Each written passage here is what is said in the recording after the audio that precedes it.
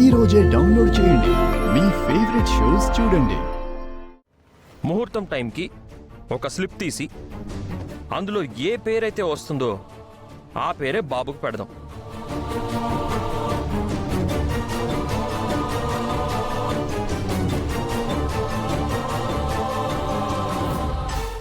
నా బాబుకి నాకిష్టమైన ఇందిరా పేరే పెట్టాలనుకుంటున్నాను. కాబట్టి ఇందులో ఇందిరా పేరు రాసి ఈ బౌల్లో వేస్తున్నాను.